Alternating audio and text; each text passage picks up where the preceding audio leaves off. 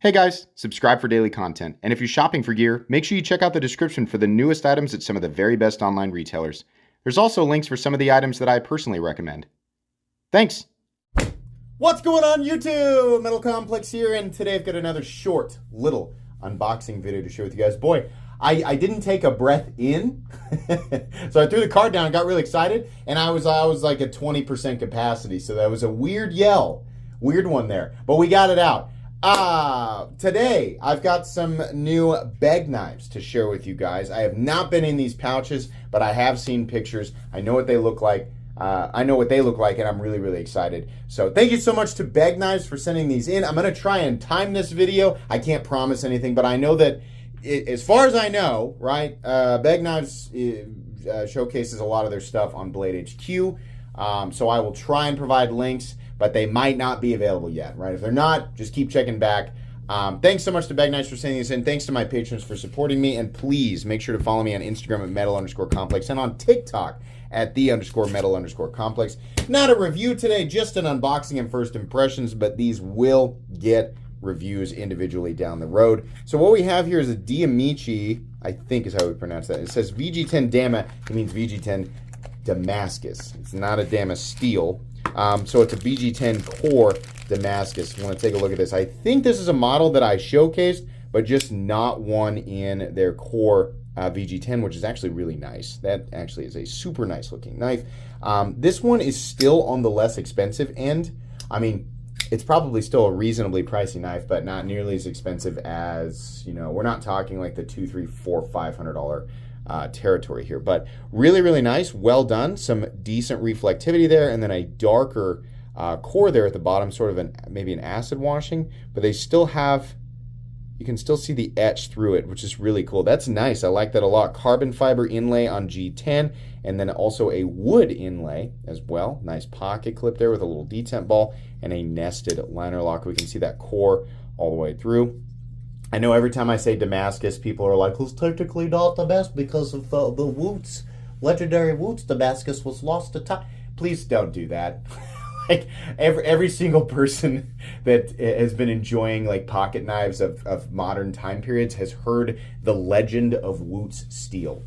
It is the way that we just say Damascus so that we don't have to explain it every single time, like I am right now. But I've noticed with the massive influx of people from YouTube Shorts, there are people who are not aware that this other end of the hallway, I guess, is already aware of that. So thank you very much, YouTube Shorts people.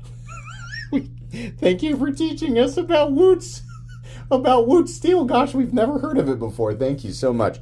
Anyways, we have these two bigger ones here are actually the product of a collaboration between Begg Knives, Kirby Lambert, and Jared from JVO Design. I don't know which is which though. So yeah, okay. So this one is Begg Knives, please. I'm so sorry. I don't know. God, that is cool. I don't know exactly how to pronounce this. Is it Saheen or Saheen? Sieshen is the name of this knife. So we have they have to be, it has to be like a steel bolster lock or a steel subframe lock, however you want to say that. Titanium pocket clip though, I can tell that that's definitely the case. Hold on, let's get a magnet. The pocket clip, yes. The bolsters definitely, well, it's not actually a bolster. It's like a faux bolster because it's all part of the frame. But yeah, wow, the action. Holy moly. The sound and feel of that was awesome. Hold on. Yeah, I think definitely, I mean, it's like super smooth on the pivot, but also the leverage you get off this flipper tab, which is really interesting. Oh, you can push. God, okay. This does not look like it would be a good, like, if you're going to push button it, right? If you're new, when I say light switch, I mean pulling down from the top. If I say push button, I mean pushing here until the detent breaks. This does not look like it would feel good as a push button knife, but there's so much weight, probably because of that flat that carries way out here. There's so much weight. Man, that feels good. What do we have here for steel? boy, I have no idea what. Maybe you guys told me. I tried to take notes and write stuff down, but maybe I missed that. I don't know what the steel is. Fortunately, the listings, if I have them listed, right, it's going to be a link to Blade HQ listings for Begg Knives, so you'll see everything that's there, right? When these populate, if they're not there yet, then you guys will be able to see the steel. But as of right now, I don't see anything. I'm going to guess there's a chance it's VG10, 154 cm. There's also a chance it's D2, right? But really, really nice, probably intended for a lower price point. I'm almost certain with the steel frame and, faux bolster, and then the G10 here, which, by the way, is really nice. I mean, they did a really good job. Actually, this could be polished micarta, but it looks like G10 to me. Maybe I'm wrong. It's hard to tell when they're polished, right? Very cool, though. And then the other one here is called the One. And what we have here is a green micarta or G10. Then we have sort of an acid, like a black washed steel bolster. Probably each going to come in multiple color configurations. We have a pivot color there that matches the scale color. This one has a thumb disc, which is beautifully simple to operate. I've just accepted that I am essentially permanently wrong about my very early statements about thumb discs being a poor deployment mechanism. If you guys remember watching this channel years ago, I was super harsh on thumb discs. I was like, that is the stupidest thing to use to deploy a knife. They're never in the right position. I can never get good leverage. I must have handled the only knives in the world that had poor placement and detent for thumb discs, because every single one that I have handled over the last 3 years or so has been excellent, and this is no exception. It's exactly the same. This is beautifully easy. I mean, you guys watched me reverse flick it left-handed, right? How about let's thumb flick it left-handed? I'm right-handed, by the way. No problem. Very, very easy to do. The detent's tuned very nicely. Love the harpoon notch. I'm not a recurve guy, but they did a good job with this. It's a compound blade with a hollow grind initially and then a secondary flat grind.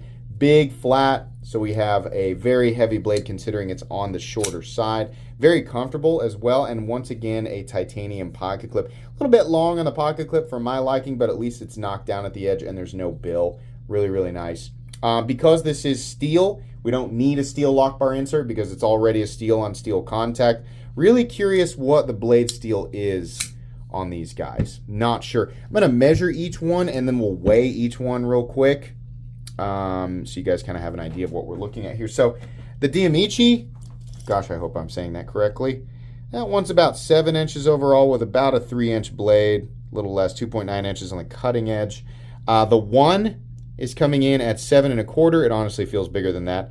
About 3 1/4 for the blade length and about 3 1/8 for the cutting edge. And then the Saheen or Saheen, I doubt I got it, even with 3 tries. 7 3/4 inches with a blade length of 3.35 and a cutting edge of about 3 1/8. Larger sharpening choil there. Weight, I bet everything but the Damichi is going to be on the heavy side for the length, just because there's so much steel in the frame. That's not really a problem though for me. 2.57 ounces on the Damichi. The One weighs, 4.9. That's my guess. Way off. 5.61. Okay, let's calibrate. This one's going to weigh 5 1/4. This one's going to weigh 5.4. That's still wrong. 5.86. These are on the heavier side because of all the steel, right? But periodically I carry like a full tie XM18, and those are usually about 6 1/4, right? So I'm not super bothered by that. Some of you guys might be. Because the bolster is steel, yeah, look at that. They're still extremely well balanced because of all the steel right there, right around the pivot. How about this guy? The One, yeah, it's going to be the same thing. They're actually balanced closer to the pivot than most knives that I handle. Most of the time I want the balance like right where you're going to put your index finger, but these are balanced pretty much right on the pivot because all of the weight is here. So they really don't feel nearly as heavy as they actually are. These are really cool. I'm excited to see Begg Knives come out with new stuff that's affordable, or more affordable, right, compared to like their older custom stuff. If you're like me and you remember watching, I remember watching Jim Skelton's videos from 13 or 14 years ago, and that's when the name Begg Knives was synonymous with unbelievably expensive stuff. Now, they still do periodically expensive custom stuff, and they do some expensive, like, high-end production stuff as well. But it's nice to see them tackle a lower price point for people who want to, check out some models without having to, give up your house payment for the month.